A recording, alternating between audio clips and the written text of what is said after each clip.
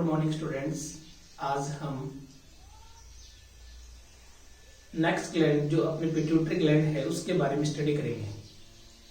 देखो, pituitary gland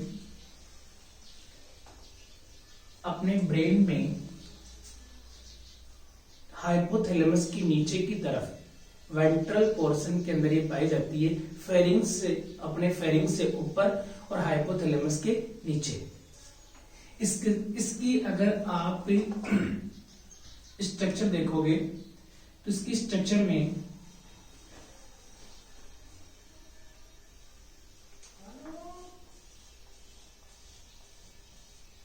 देखो, इसकी स्ट्रक्चर अगर अपन देखते हैं तो इसकी स्ट्रक्चर में हमें एक ऐसी स्ट्रक्चर नजर आती है।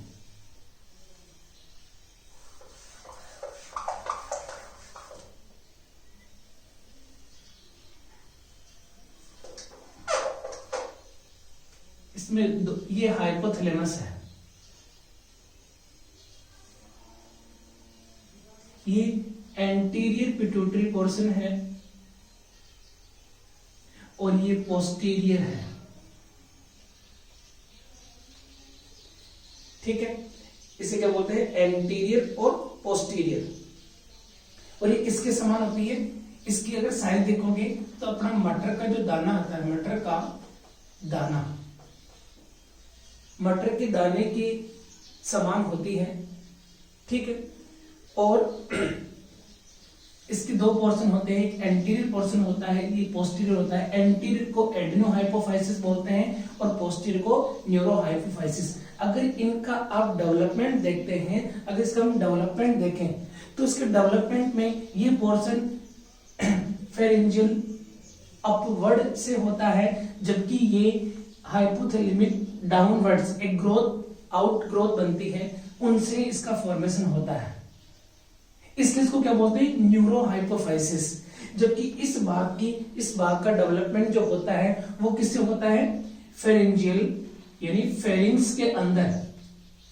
ठीक है, एक रेस्ट्रिक्ट पाउच होता है फेरिंग्स के अंदर। जैसे ये फेरिंग्स है, ये फेरिंग्स है, इसमें एक डायवर्टिकुलम स्ट्रक्चर बनती है अपवर्ड। ऐसे अपवर्ड ग्रोथ होती है, फेरिंग्स के ऊपर जाता है। ठीक है, जबकि अगर हम ये हाइपोथैलेमस है तो हाइपोथैलेमस में एक डाउनवर्ड ग्रोथ होती है। ऐसे इसकी उत्पत्ति एक्टोडर्मल होती है। कैसे होती है? एक्टोडर्मल। तो ये फेरिंग्स तो नीचे की तरफ डायवर्टिकुलम स्ट्रक्चर बनाता है और फेरिंग्स ऊपर की तरफ, इसमें अपवर्ड होती है, इसमें डाउनवर्ड होती है। ठीक है, और इसका कनेक्शन यहां से टूट जाता है, धीरे धीरे ये इसमें मिक्स हो जाती है, जिससे हम आगे की अगर स्ट्रक्चर देखते हैं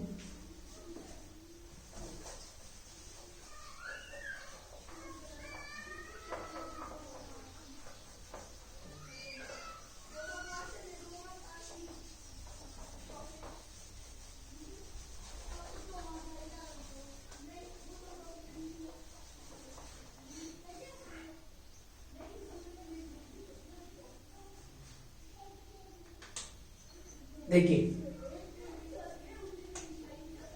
इस को हम बोलते हैं एडिनो हाइपोफाइसिस। क्या बोलते हैं इसको? Adeno hypophysis. ठीक है, और ये कितने भागों से मिलकर बना होता है? 3 पोर्शन में बटा होता है। यानी ये लोग, इसके कितने पोर्शन, इसके कितने भाग होते हैं? 3 भाग होते हैं। ठीक है, सबसे जो नीचे वाली जो भाग होता है उसे बोलते हैं पार्स, इसे बोलते हैं पार्स डिस्टेलिस। ऊपर वाले को बोलते हैं पार्स ट्यूब्रेलिस। इसे क्या बोलते हैं? पार्स ट्यूब्रेलिस। ठीक है, और इस पोर्शन को बोलते हैं हम, उसे बोलते हैं पार्स इंटरमीडिया।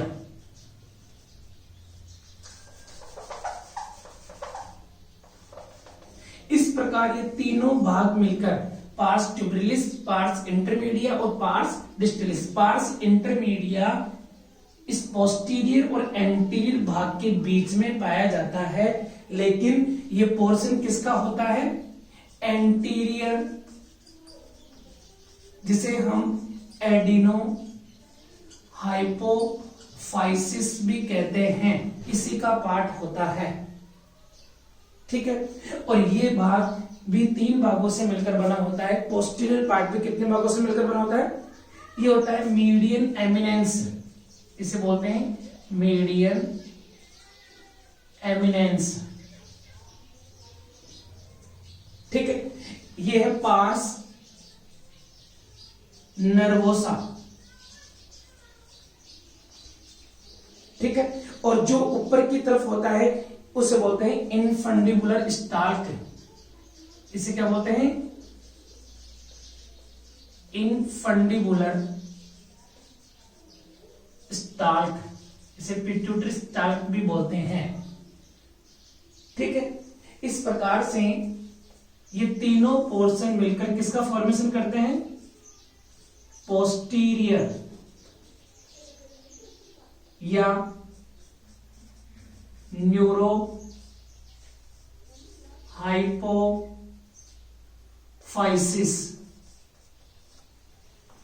इसे इस पोर्शन को हम पोस्टीरियर पोर्शन भी बोल सकते हैं या न्यूरो हाइपोफाइसिस, और इसको हम क्या बोलते हैं? एंटीरियर पोर्शन या एडिनो हाइपोफाइसिस।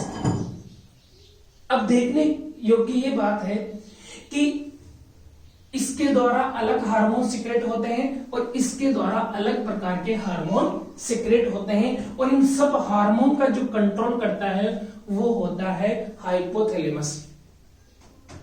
कौन करता है? हाइपोथैलेमस। ठीक है ना?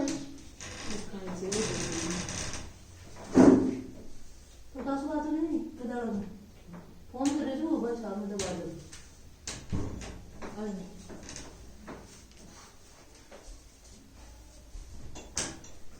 ठीक है, अब हम इसके द्वारा सीक्रेट होने वाले हार्मोन्स के बारे में हम स्टडी करेंगे कि इस भाग से कौन कौन से हार्मोन सीक्रेट होते हैं।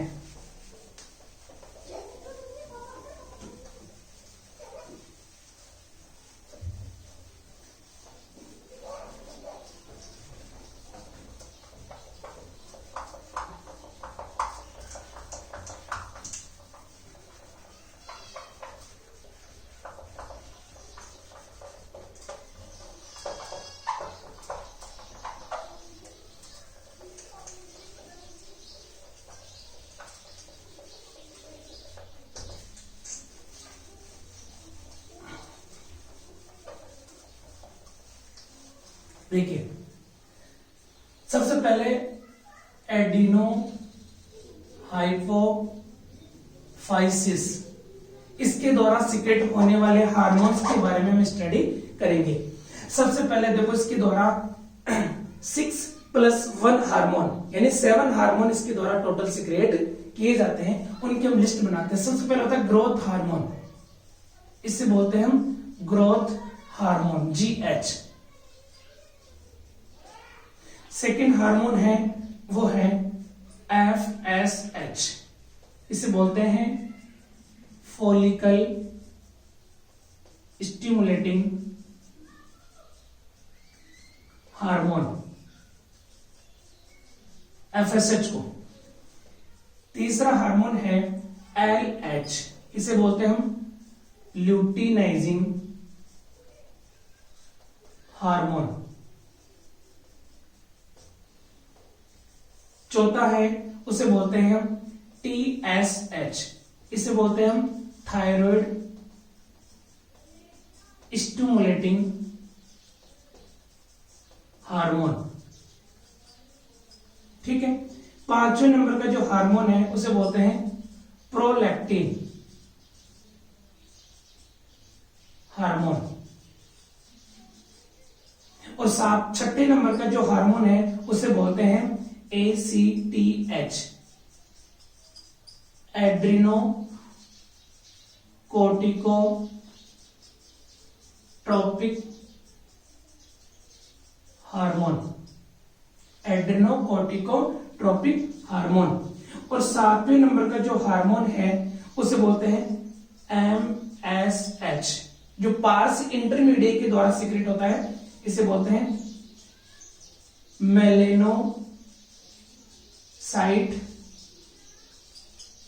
Stimulating hormone. इसे क्या बोलते हैं? Melanocyte stimulating hormone. ये 7 हार्मोन है जो एडिनोहाइपोफाइसिस या एंटीरियर पिट्यूटरी के द्वारा सीक्रेट होते हैं, जबकि पोस्टीरियर पिट्यूटरी के द्वारा सिर्फ और सिर्फ 2 प्रकार के हार्मोन सीक्रेट होते हैं। एक्चुअल में उसके द्वारा देखा जाए तो किसी भी प्रकार के हार्मोन का सिंथेसाइज नहीं होता, जबकि एडिनोहाइपोफाइसिस के द्वारा ही ये सारे के सारे 7 हार्मोन सिंथेसाइज भी होते हैं और यहीं से सीक्रेट भी होते हैं। जबकि पोस्टीरियर पिट्यूटरी अगर हम बात करते हैं पोस्टीरियर की, तो पोस्टीरियर के द्वारा एक भी हार्मोन सिंथेसाइज नहीं होता। जो 2 हार्मोन सीक्रेट होते हैं ADH और ऑक्सीटोसिन, ये दोनों के दोनों हार्मोन कहां से सिंथेसाइज होते हैं? हाइपोथैलेमस में एक सुप्रा ऑप्टिक और एक पैरावेंट्रिकुलर 2 न्यूक्लियस होते हैं, और उस न्यूक्लियस के द्वारा संश्लेषित होकर नीचे की तरफ इस पोस्टीरियर पार्ट में बूंद बूंद रूप में स्टोर होते हैं। अतः पोस्टीरियर पिट्यूटरी सिर्फ हार्मोन्स को स्टोर करती है, न कि सिंथेसाइज। अतः इसके द्वारा किसी भी प्रकार के हार्मोन का संश्लेषण नहीं होता। ये सिर्फ एक स्टोर करने का कार्य करती है, जो आवश्यकता पड़ने पर इनको ब्लड में रिलीज कर देती है। ठीक है, अब हम जो नेक्स्ट क्लास होगी उसके अंदर हम पढ़ेंगे इन सब हार्मोन्स की एक एक की डिटेल। जैसे ग्रोथ हार्मोन है, वृद्धि को नियंत्रित करता है। फॉलिकल स्टिमुलेटिंग हार्मोन है, मेल और फीमेल में फॉलिकल्स बनते हैं, उनको नियंत्रित करता है। ल्यूटिनाइजिंग हार्मोन है, ये फीमेल में कॉर्पस ल्यूटियम के निर्माण को नियंत्रित करता है, और मेल के अंदर टेस्टोस्टेरोन हार्मोन के स्रावण को नियंत्रित करता है। TSH थायराइड ग्लैंड के डेवलपमेंट यानी वृद्धि और सिक्रेशन को कंट्रोल करता है। प्रोलैक्टिन हार्मोन फीमेल कैंडिडेट में जो ब्रेस्ट ग्लैंड्स होती है, मेमोरी ग्लैंड्स होती है, उनमें मिल्क के प्रोडक्शन और उनकी फाइलिंग प्रिपरेशन के लिए ये रेस्पॉन्सिबल होता है। ACTH जिसे एड्रेनोकोर्टिकोट्रोपिक हार्मोन बोलते हैं, ACTH अगर देखा जाए तो ये एड्रिनल ग्लैंड के कॉर्टेक्स भाग के डेवलपमेंट और सिक्रेशन को कंट्रोल करने का कार्य करता है। और MSH मेलेनिन यानी मेलेनोफोर जो वर्णक होता है अपनी स्किन में, उसके के लिए रेस्पॉन्सिबल होता है। जस्ट नेक्स्ट क्लास में हम इनकी पूरी डिटेल से स्टडी करेंगे। जय हिंद।